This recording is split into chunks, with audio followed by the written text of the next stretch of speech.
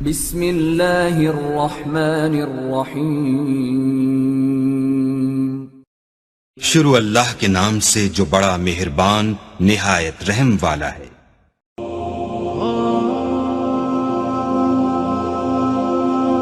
دعاؤں میں تاثیر آپ کی طلب سے آتی ہے اور تاہیر آپ کی بہتری کے لیے ہوتی ہے۔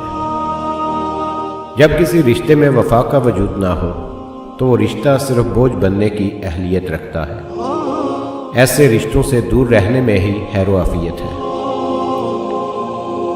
کچھ تکلیفیں ہمارا امتحان لینے نہیں بلکہ اپنے ساتھ جڑے لوگوں کی پہچان کرانے آتی ہیں۔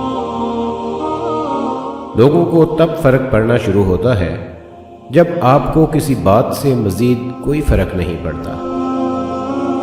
بہت سے رشتے ختم ہونے کی وجہ یہ بھی ہوتی ہے کہ ایک صحیح بول نہیں پاتا اور دوسرا صحیح سمجھ نہیں پاتا۔ جن سے محبت کی جاتی ہے ان کو اپنی خواہشات کی رسی سے قید نہیں کیا جاتا، انہیں آزاد چھوڑ دیا جاتا ہے، انہیں اپنی زندگی کھل کے جینے دی جاتی ہے اور دنیا کے جنگلوں میں اپنی مرضی سے بھٹکنے دیا جاتا ہے۔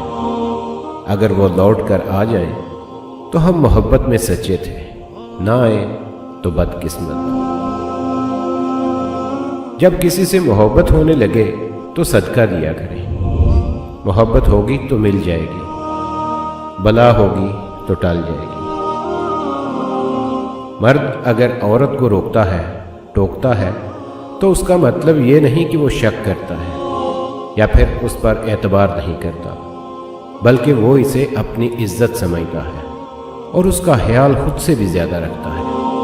ایسی عورت دنیا کی سب سے خوش قسمت عورت ہوتی ہے۔